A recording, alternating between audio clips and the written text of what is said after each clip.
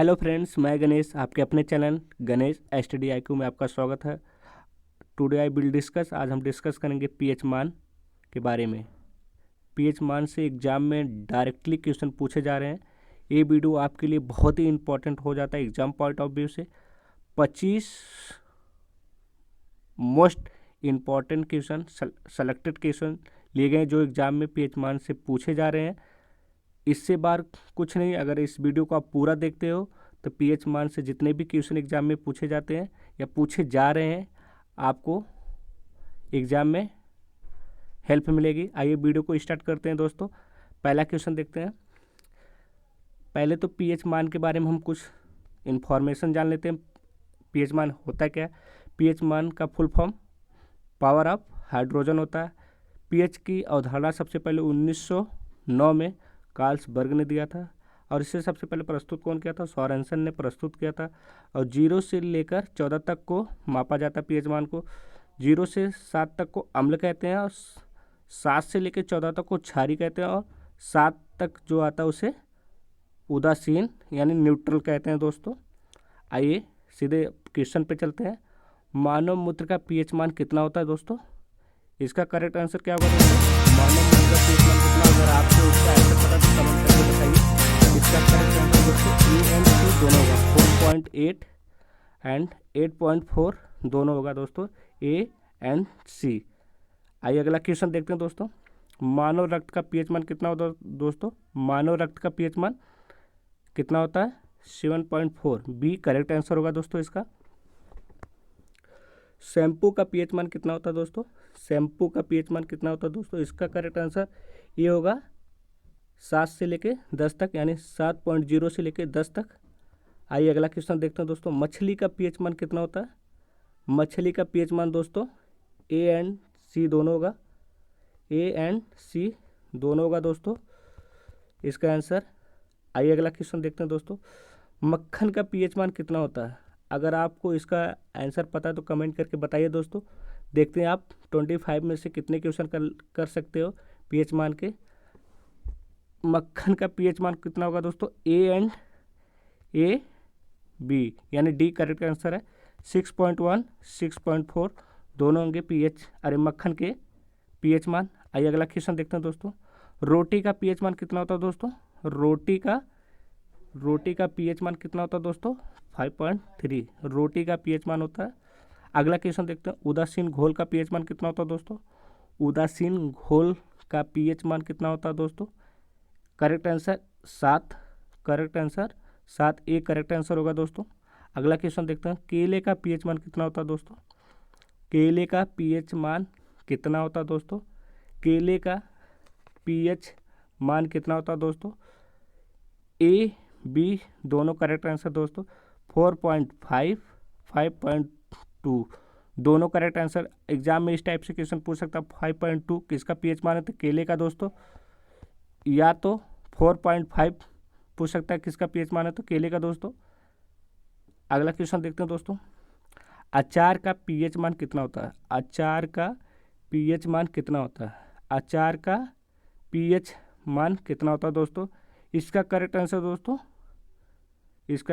दोस्तों 3.5 होगा। अचार का पीएच मान 3.5 होगा। आइए अगला क्वेश्चन देखते हैं दोस्तों। टमाटर का पीएच मान कितना होता है? टमाटर का पीएच मान कितना होता है दोस्तों? इसका करेक्ट आंसर बी को जाता है। 4.1 होगा। टमाटर का पीएच मान 4.1 होगा।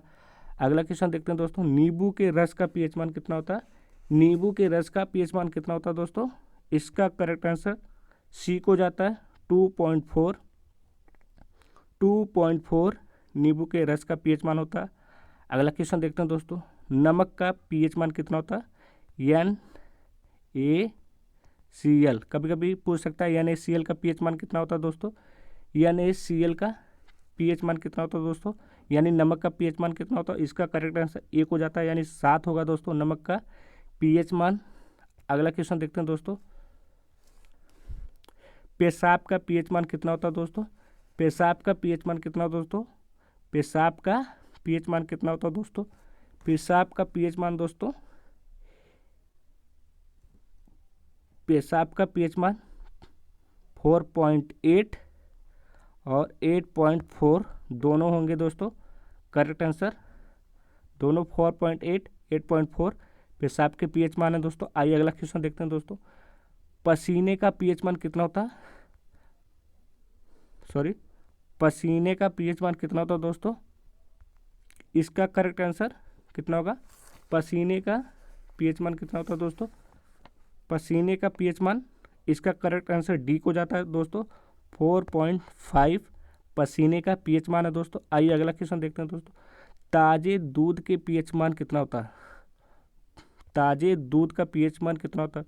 वेरी वेरी इंपॉर्टेंट क्वेश्चन दोस्तों। एग्जाम में बार बार दूध के पीएच मान पूछा जा रहा है या पूछे जाएंगे आगे ग्रुप डी के एग्जाम में। इसका करेक्ट आंसर दोस्तों ए को जाता है 7, अरे सॉरी दोस्तों 6 इसका करेक्ट आंसर है।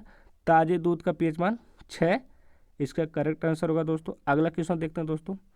शुद्ध जल का पीएच मान कितना होता है? शुद्ध जल का पीएच मान कितना होता है? वेरी वेरी इंपॉर्टेंट क्वेश्चन दोस्तों। ये भी वेरी वेरी इंपॉर्टेंट क्वेश्चन, ये भी एग्जाम में बार बार पूछे जा रहे हैं और बार बार पूछे जाएंगे, आगे रिपीट होंगे बार बार ये क्वेश्चन, तो इसे याद कर लो। शुद्ध जल का पीएच मान कितना होता है? 7 के बराबर, यानी सी करेक्ट आंसर 7 के बराबर होता है दोस्तों शुद्ध जल का पीएच मान। अगला क्वेश्चन देखते हैं दोस्तों। बहुत ही गाढ़े अम्लीय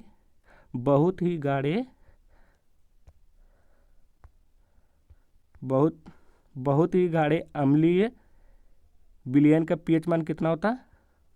0 करेक्ट आंसर दोस्तों डी को जाता है। बहुत ही गाढ़े अम्लीय विलयन का पीएच मान 0 होता है दोस्तों। आइए अगला क्वेश्चन देखते हैं। पीएच स्केल का आविष्कार किसने किया था? बहुत ही इंपॉर्टेंट टॉपिक और बहुत ही वेरी वेरी इंपॉर्टेंट क्वेश्चन दोस्तों। पीएच स्केल का आविष्कार किसने किया था? एस.पी.एल. सोरेनसन ने किया था। एस.पी.एल. सोरेनसन ने किया था। पीएच स्केल का उदासीन मान कितना होता है? क्या कह रहा है? पीएच स्केल का उदासीन मान कितना होता है? 7 के बराबर। पीएच स्केल का उदासीन मान 7 के बराबर होता है दोस्तों। आइए अगला क्वेश्चन देखते हैं दोस्तों। ये रहे 25 मोस्ट इंपॉर्टेंट क्वेश्चन पीएच मान के बारे में। Thank you so much. अगले वीडियो मिलते हैं।